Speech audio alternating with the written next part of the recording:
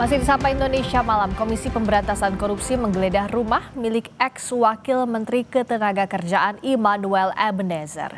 KPK menyita 1 mobil mewah dan 4 telepon genggam.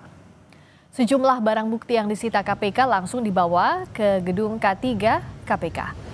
Juru bicara KPK Budi Prasetyo menjelaskan dengan adanya tambahan 1 mobil mewah, penyidik kini telah menyita total 24 unit kendaraan berbagai jenis dalam perkara ini. KPK akan mendalami isi dari 4 ponsel yang disita dalam penggeledahan hari ini.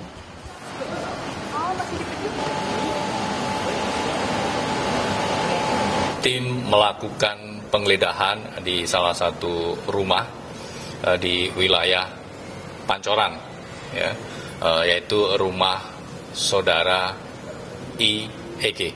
Ya. Dari penggeledahan itu, tim mengamankan sejumlah barang bukti elektronik dan juga aset dalam bentuk kendaraan bermotor roda 4. Dan hari ini juga langsung dibawa oleh penyidik ke K4. Ya, penyidik menemukan 4 handphone di plafon rumah yang bersangkutan. Nanti kami akan tanyakan tentunya ya dalam proses pemeriksaan apakah memang sengaja disembunyikan atau memang menaruh handphonenya di plafon. Sudah ada jurnalis Kompas TV Niko Anggriawan dan juru kamera Denny Yosua di Gedung Merah Putih KPK.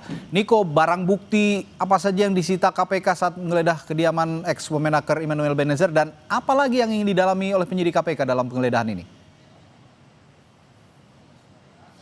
Ya Radi, tadi dijelaskan juga ada 4 ponsel yang disita dalam penggeledahan KPK di rumah dinas ex-wakil Menteri Tenaga Kerja Immanuel Ebenezer dan juga 1 unit mobil Toyota Alphard berwarna hitam dari rumah dinasnya di kawasan Pancoran, Jakarta Selatan.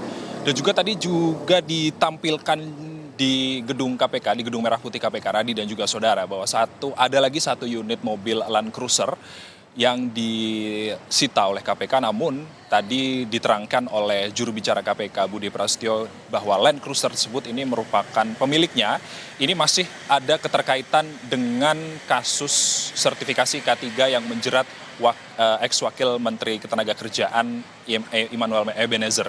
Dan juga hingga saat ini ada 4 ponsel yang ditemukan oleh KPK di rumah dinas ex-Wamenakar tersebut.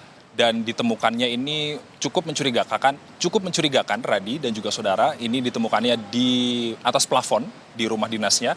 Dan yang masih didalami oleh KPK ini adalah apa maksud atau kenapa di handphone tersebut disembunyikan di dalam plafon di rumah dinas tersebut. Dan nantinya kita masih menunggu bagaimana penjelasan KPK atau hasil pendalaman KPK milik siapa dari handphone tersebut dan juga apa isinya, apakah nanti terkait dengan kasus sertifikasi K3 yang menjerat Immanuel Ebenezer ataupun ada hal lain yang ada di dalam handphone tersebut.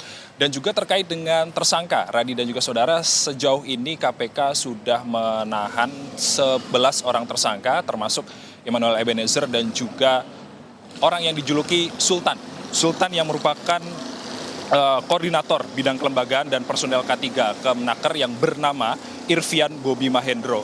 Dan juga belakangan diketahui ini ada 1 tersangka yang berinisial MM yang istrinya ini bekerja di KPK, Radi dan juga saudara. Tadi diterangkan juga oleh jubir KPK Budi Prasetyo bahwa KPK ini tidak memberikan toleransi, siapapun ini bisa dilakukan pemeriksaan di gedung KPK termasuk suami dari istri yang bekerja di KPK. Dan kedepannya KPK juga tidak menutup kemungkinan akan memeriksa Menteri Tenaga Kerja saat ini, yakni Yasirli, dan juga Menteri Tenaga Kerja era Presiden ke-7 Joko Widodo, yakni Ida Fauziah, terkait dengan kasus ini. Karena kasus ini berdasarkan keterangan dari Direktur Penyidikan KPK Asep Guntur Rahayu telah bergulir kasus pemerasan sertifikasi K3 ini telah bergulir sejak 2019 hingga 2024. Namun pemeriksaan dari Menaker Yasirli dan juga ex Menaker Ida Fauziah ini tergantung kebutuhan dari penyidik KPK itu sendiri. Untuk sementara demikian, Radi. Oke, kalau begitu setelah ini, selain tadi yang Anda katakan soal Menteri Yasiri, Menteri Ketenagakerjaan dan ex-Menteri Ketenagakerjaan sebelumnya Ida Fauziah yang juga kemungkinan akan diperiksa oleh KPK.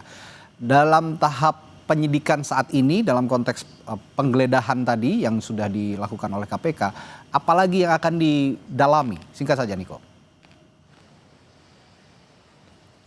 Ya tentunya barang-barang bukti ini juga masih terus didalami, apalagi yang kita ketahui barusan bahwa ada 4 ponsel yang ditemukan di atas plafon rumah, yang ini menjadi membuat kita bertanya-tanya, Radhi dan juga saudara, untuk apa keempat ponsel tersebut disembunyikan atau diletakkan di atas plafon rumah? Apakah nantinya tujuannya untuk disembunyikan atau ada hal lain yang nantinya kita masih menunggu bagaimana penjelasan resmi dari KPK terkait dengan ponsel-ponsel tersebut. Dan juga ada beberapa barang bukti lain yang masih perlu pendalaman keterkaitannya antara dari kasus sertifikasi K3 yang menjerat Emmanuel Ebenezer. Radhi. Terima kasih jurnalis Kompas TV Niko Anggriawan melaporkan langsung dari Gedung Merah Putih KPK Jakarta.